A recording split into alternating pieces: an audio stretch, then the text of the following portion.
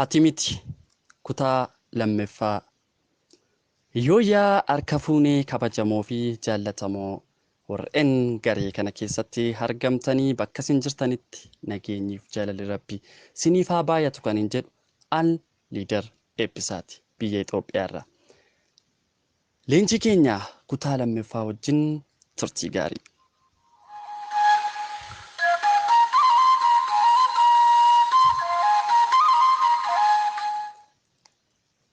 Wanta si ajaa'ibu keessaa yaa obboleessa koo yookaan yaa obboleettii koo.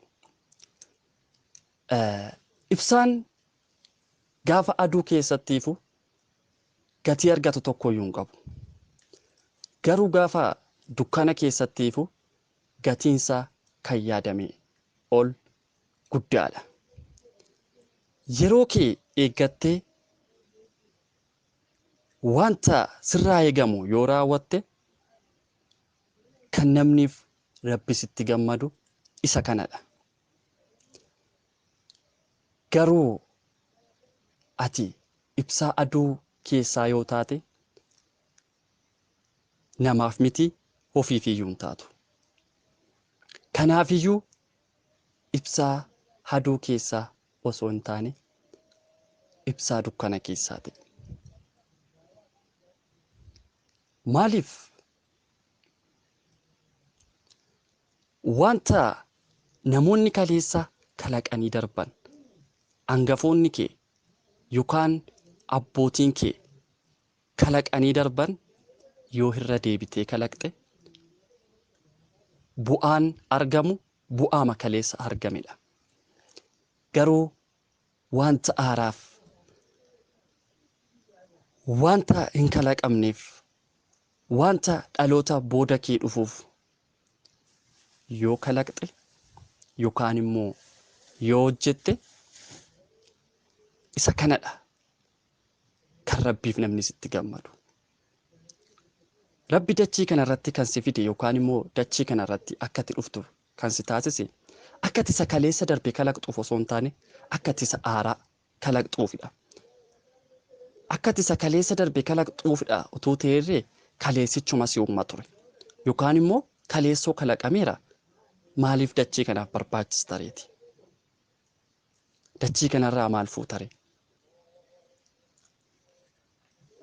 Ani kennaan qabu jechuu dandeessa. Ani dandeettiin qabu jechuu dandeessa. Ani wanta haaraa kalaquuf dachii kanarratti hin dhufne jechuu dandeessa. Jireenya jiraachaa jirtu yaaddee dubbachuu dandeessa. Utuu waan haaraa kalaquufan uumame ta'e haadhaaf abbaa akkasiirraa uumamuu hin qabu. Utuun waan haaraa kalaquufan uumame ta'e ganda kana keessatti dhalachuu hin qabu. Utuun waan haaraa kalaquufan dhaladhe ta'e biyya kana keessatti uumamuu hin qabu. Silaa maatii hiyyeessarraa dhalachuu hin qabu. Silaa maatii sooressarraa dhalachuu hin qabu. Utuuf sababoota hin tarreessin. Dhugaan sitti himaa garuu ati miti. Ati nama yaada akkasii yaadu miti. Ati injifataadha. Ati kutataadha. Ati nama kaayoo qabudha. Ati nama milkaa'ina qabudha. Ati nama mul'ata qabudha. Ati nama abjuu dheeraa qabudha. Ati nama milkaa'ina keef wareegama sodaattee dugda duubatti deebitu osoo hin taane ati nama kaayoo keef mul'ata keef wareegamoota barbaachisan kaffaltudha. Ati nama dugda duuba kee yaaddee dugda duuba kee ilaaltee nama abdii kutatu osoo hin taane nama fuuldura kee ilaaltee nama fuuldura kee yaaddee nama fuuldura kee xiinxaltee nama fuuldura kee karoora baafattee daandii milkaa'inaa daandii jijjiiramaa nama ilaalaa deemtudhati.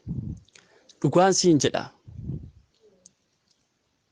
Kan itti milkaa'uu dandeessu garuu yoo murannoof kutannoo qabaattedha. Yoomiyyuu taanaan bakka kamittis yeroo kamittis utuu hin tarreessin. Utuun qaama koo dhiqadhe, utuu uffata koo miicame, utuu maatiin koo sooressate, utuu maatiin koo hiyyeessa ta'eera ta'e, utuun magaalaatti dhaladhete, utuun baadiyyaatti dhaladhete, utuu mana barnootaa akkasittiin baradhete hin tarreessin.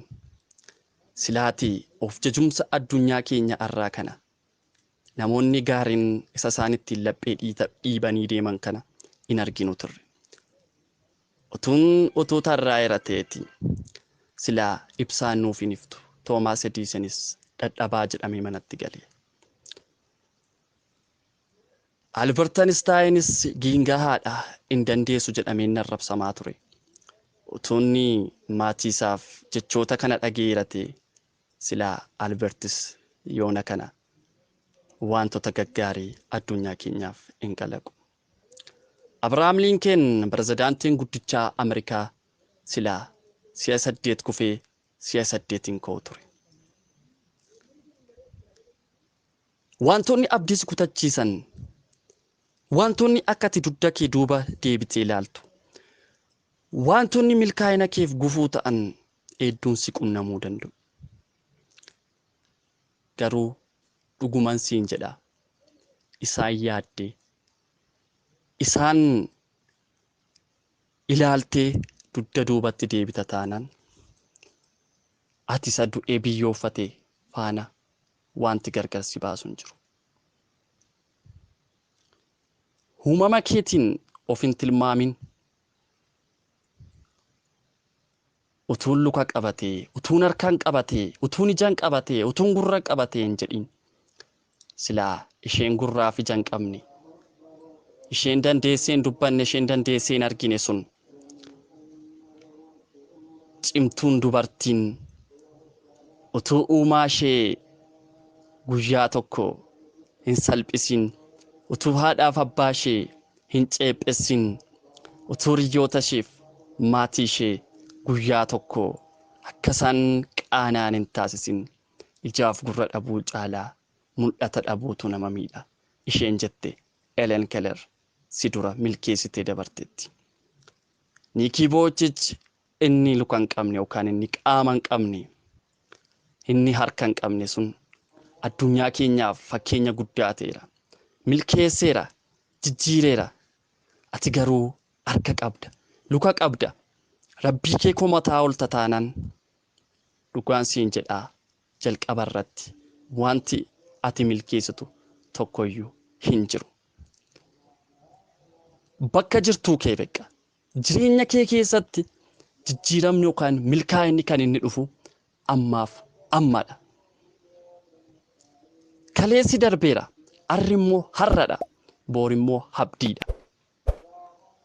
Abdii sana keessatti kaayyoof mul'ata kee dhugoomsuudhaaf fiigi.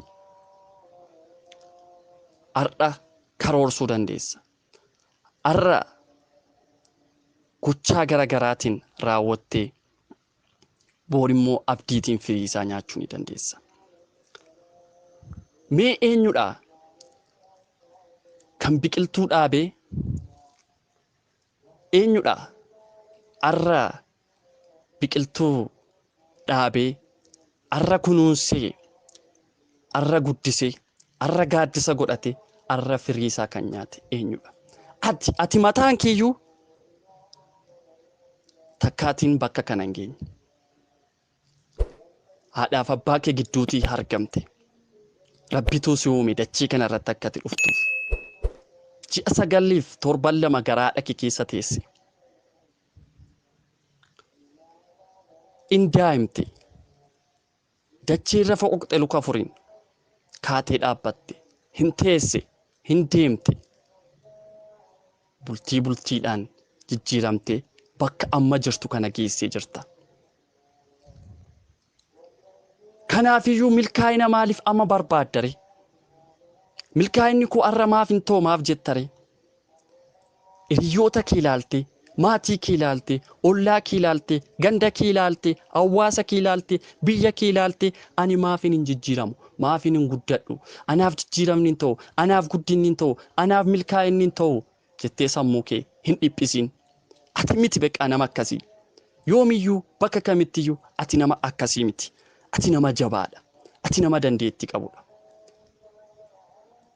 Sammuun siif kenname, akka ibsaa haduu keessaa osoo hin taane akkati dukkana keessatti ibsaa taatuufidha kan Waaqa yookaan Rabbiin gara addunyaa kanaatti si fide. Ati ibsaa dukkana keessaadha.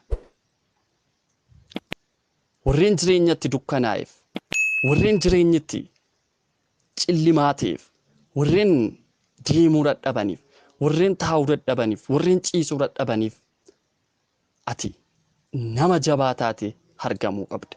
Isaanii furmaata ta'uu qabda. Malee warreen kaleessa darban, warreen sokkaniiru ilaaltee sammuu kee of dhiphista taanaan yoomiyyuu taanaan milkaa'uu hin dandeessu. Ati miti. Kutaa sadaffaatiin hanga wal agarruutti turtii gaarii.